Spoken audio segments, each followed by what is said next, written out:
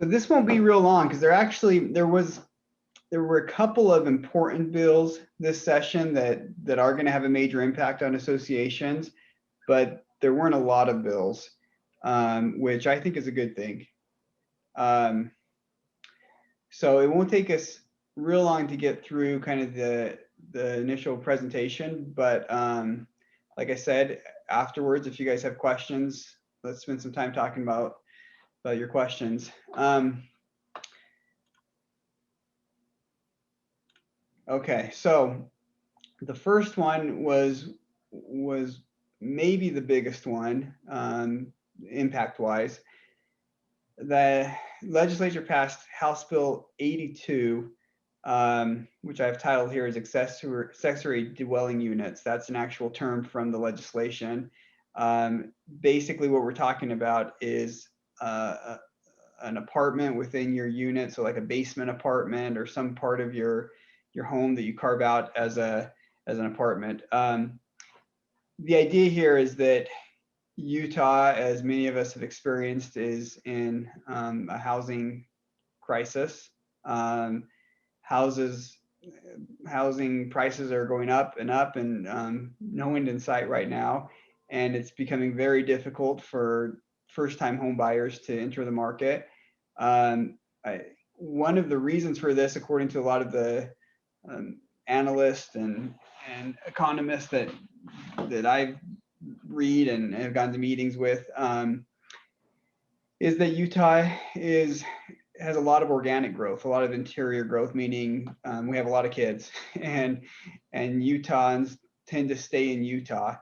And so, you know, in addition to all the other things we're experiencing, people from other states moving here, COVID factors, et cetera, Utah has always had a lot of interior growth, and that's adding to the difficulty for young families, et cetera, to get a first home, because we're just don't have enough inventory.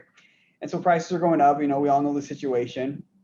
So the legislature, in an attempt to find some solutions, they came up with this scheme that if we have more accessory dwelling units that are permitted, people are permitted to rent out portions of their homes. Basement apartments are popular in Utah. If we make sure that those are permitted, then that will maybe ease some of the pressure on the market by providing that opportunity for housing for some. So a lot of cities currently and a lot of HOAs don't permit what the legislation calls accessory dwelling unit. So the purpose of this legislation is to make it so that cities and HOAs have to permit them in certain circumstances. So you can see the bullet points there. It only applies to non-condominium homeowner associations with detached homes. So this does not apply if you're in a community that's townhomes or condominiums, then this legislation does not affect you. It does mention HOAs, but it mostly is written to target cities and municipalities, but then it indirectly and still in a very impactful ways affects HOAs. So it requires municipalities and HOAs to permit accessory dwelling units to be built and to permit them to be rented. Although if you really dig down to the definitions and the details of the legislation, it does not require HOAs to permit the rental of these for 30 days or less. So we can still limit short-term rentals on accessory dwelling units, but long-term renting has to be permitted.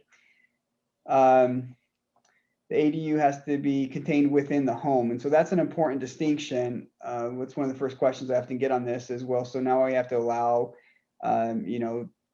our neighbor to convert their shed into an apartment or whatever. And no, that's not the case. It has to be within the footprint of the home in order to qualify as an accessory dwelling unit under this legislation. So, again, basement apartments are probably going to be the most common ones that we're going to see. But garages being converted into an apartment would qualify. Even like a back bedroom can qualify as an accessory dwelling unit. It doesn't have to have its own utilities under the statute. but it does have to have things like its own entrance and some other things. So, so those will be less common, I think, but still possible. You can require that only a primary residence have an ADU under the legislation. Now, of course, there's some enforceability issues there. How do you track that? And I'm not necessarily discouraging it, but just be aware that if you're saying that you're going to have a restriction that says you can only have an ADU if you're using the home as a primary residence, then you also need to think through how are you going to enforce that? How are you going to figure out if that's being complied with? This next bullet that I have here, HOAs can require local zoning and building code ordinances to be followed. That's going to be one of the biggest tools that an HOA has with this new legislation. So, again, you can't anymore in almost every instance now, you can't prohibit a homeowner from having a basement apartment if they're renting it for more than 30 days and if it's their primary residence, unless your city prohibits it. And in most instances, the city cannot prohibit it under this legislation, but the cities do have there are some exceptions to that. The cities can, in their zoning ordinances, they have like a certain small percentage that they can exclude from allowing accessory dwelling units. So the important thing to do here is to know what your city zoning ordinances is. This legislation is not going to come into effect for cities until October of this year. So it's going to give them time to kind of get their ducks in a row and figure that out. So it'll be incumbent on HOAs to stay on top of what the city is doing. And if you happen to be in a zone that the city has said, we're going to use that exception for your zone and we're not going to allow ADUs in your zone, then all of a sudden the HOA can piggyback off of that and you can prohibit ADUs by simply saying, any violation of a zoning ordinance is going to be a violation of our governing documents. So there is going to be a small window of opportunity for some HOAs to prohibit ADUs by piggybacking on what the city's doing. But in most instances, most HOAs are going to have to allow them. So that's that one. Next one is House Bill 374. This one is kind of a no-brainer, and I don't think it's really going to have a big impact on hardly any of the HOAs. So you might be familiar with that. There's some history, some negative history with homeowners associations, especially in southern states, where there was a trend during kind of the Jim Crow era and prior to that of community associations or of communities creating covenants that excluded minorities from the neighborhoods, and some of them, were very direct on that. It was very clear that that's what they were doing.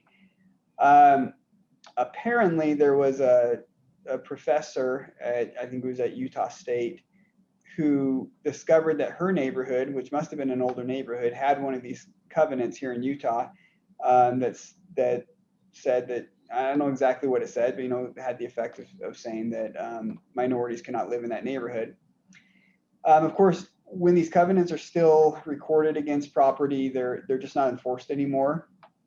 But we don't want them on the record, and so the purpose of this legislation was simply to say that if a community association discovers that they have one of these discriminatory covenants recorded against their property, then there's a streamlined way for getting that covenant amended and removed. So rather than going through the regular amendment process, which is usually going to require a vote from 67% or maybe 51% of the members and and a ballot and everything else, this law allows the board to simply unilaterally have that removed. The board just has to vote on it and they can have that removed.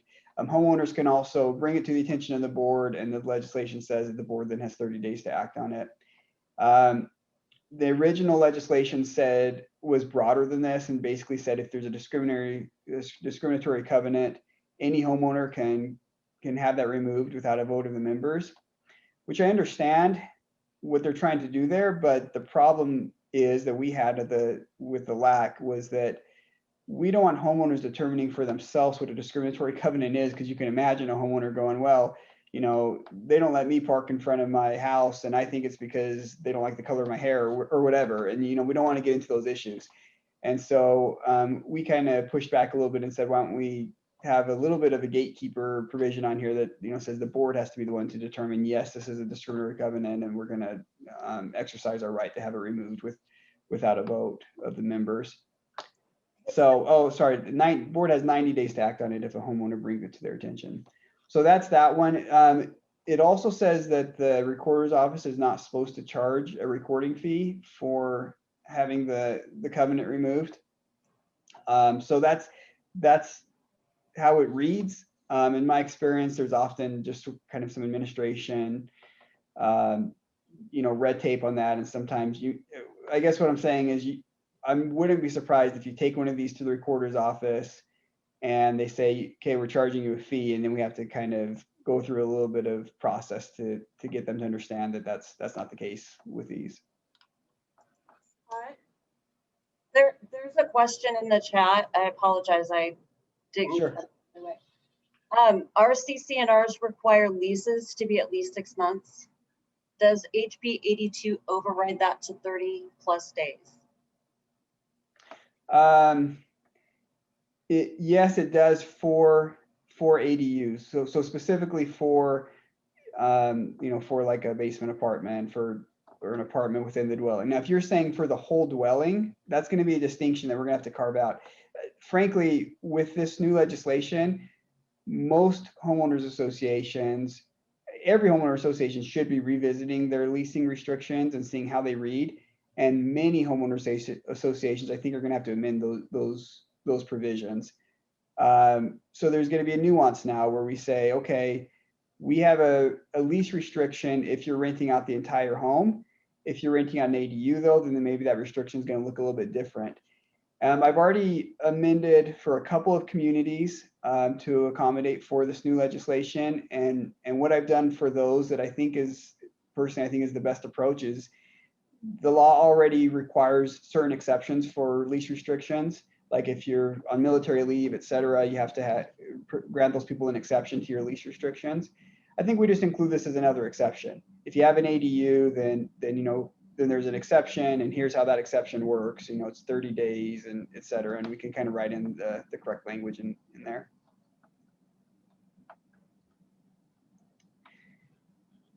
All right, next one is Senate Bill 31, the security cameras bill. This was one that as the Legislative Action Committee, we weren't happy with, but we're facing a senator who has a lot of power in our legislature, and he doesn't like HOAs, frankly, and he doesn't like working with us.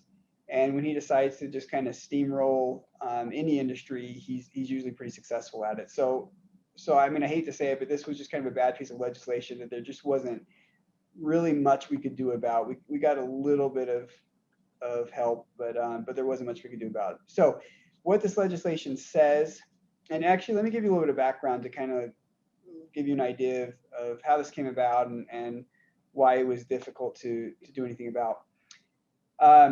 There was an individual, I believe it was last year, who was visiting a friend I think it was at a condominium complex, and visited her friend for dinner. And then as she was leaving, she was murdered on the association property.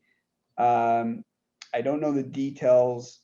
I think, and I could be wrong on this, I think that what I had heard is that the person who killed her wasn't even like somebody who knew her or whatever. I think it was a random crime. I might be wrong on that piece, but the important piece is that you know, this horrific crime happened on association property, and it was tragic. And the persons who were pushing this bill, which I believe was her family, argued that if there had been security cameras, this particular community association did not allow security cameras, or at least not in a place where it would have captured the crime.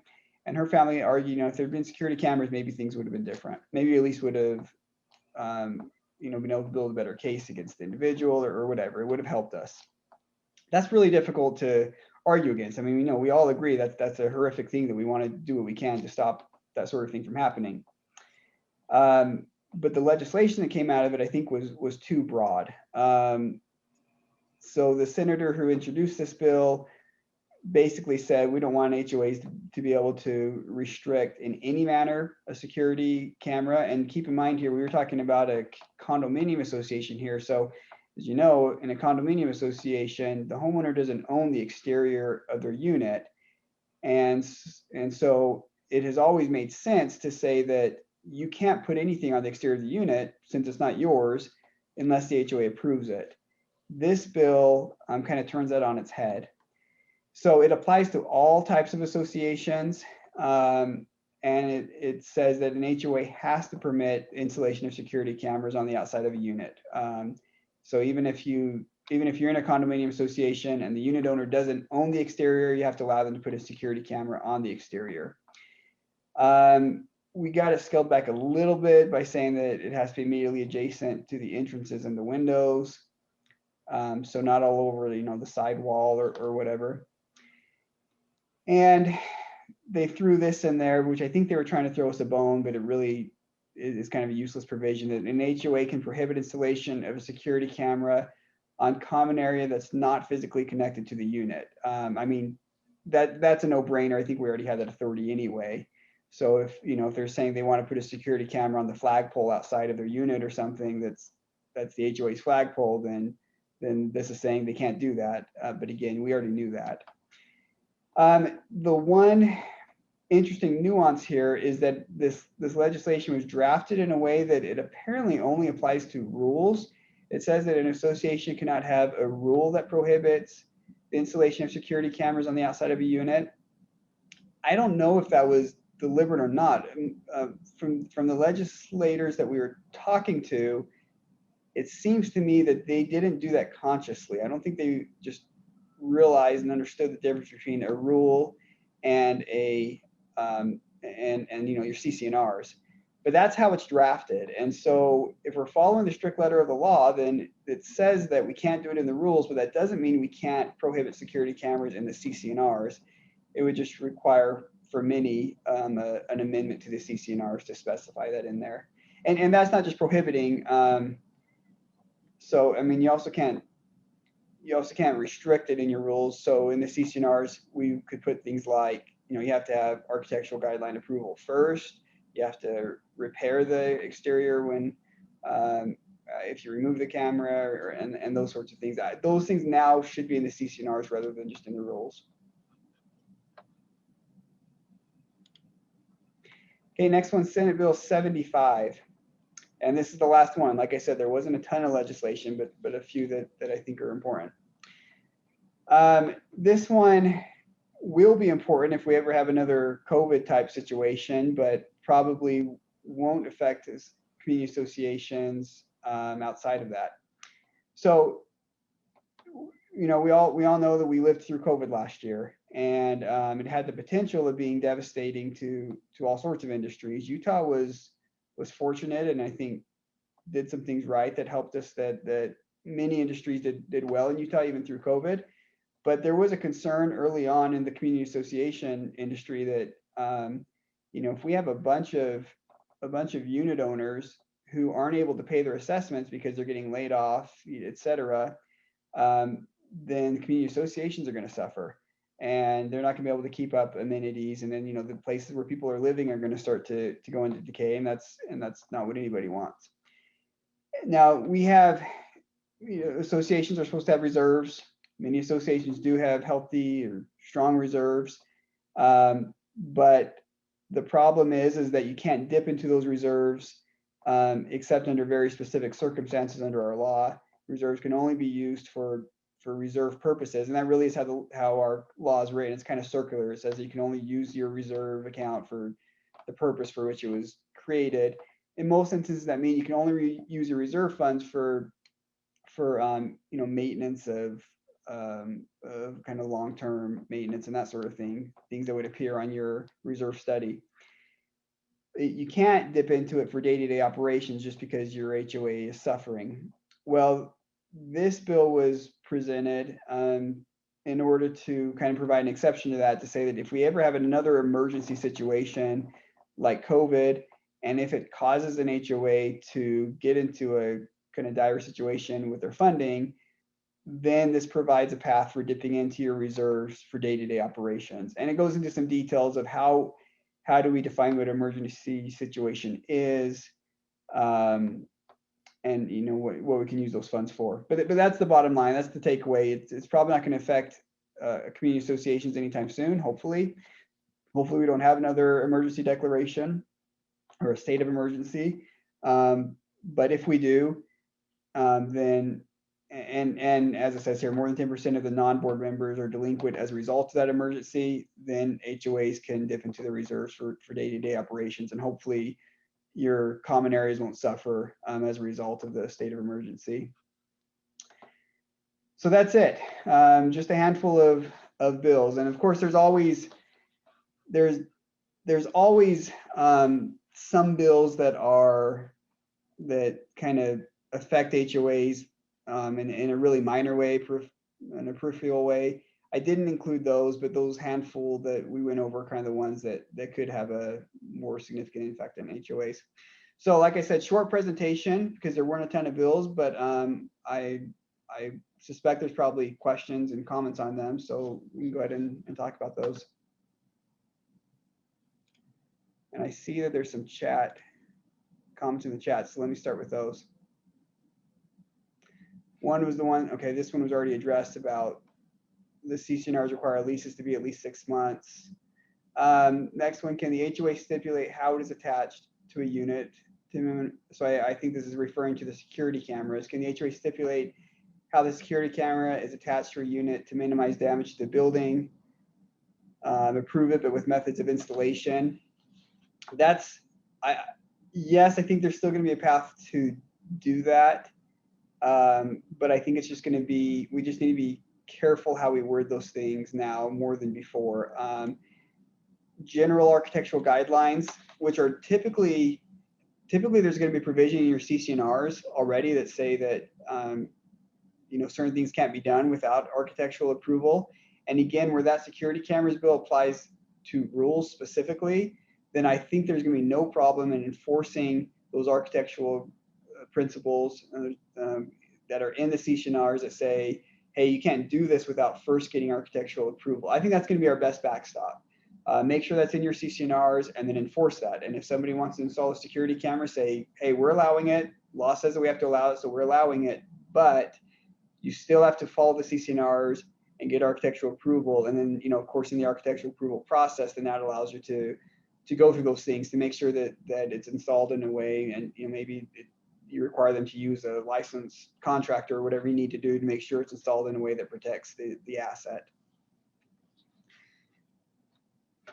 Other questions? I think you guys are able to unmute yourself. Send me a message in the chat if I'm wrong on that. So I have a question here. Since the ADU needs to be in a primary home, does that mean that the homeowner must be living there with the renter? Yes, that would be the case. So when we say in their primary residence, the statute doesn't give us, if I recall correctly, doesn't give us really guideline on how to determine a primary home, how to define what that means. Typically though, and if you're using that kind of language in your governing documents, then we're just going to refer to are you claiming it as your primary home on your taxes? We could put in some language that says here's what we consider primary home if it's reasonable. But yes, that means that the homeowner is actually going to be living there with the renter at least the majority of the year. Now, maybe they have a second home where they're living during the summer or something like that, or during the winter, and they can still consider their primary home if that's the case. But at least for majority of the year, that they will be living there with the renter. And I'm sure many of you are familiar with, someone who has a basement apartment. It's not really like an awkward situation or an uncommon situation where somebody's living in the basement and it really is its own its own unit, and then the homeowners are living upstairs. Other questions? Everyone's so quiet. Don't be shy.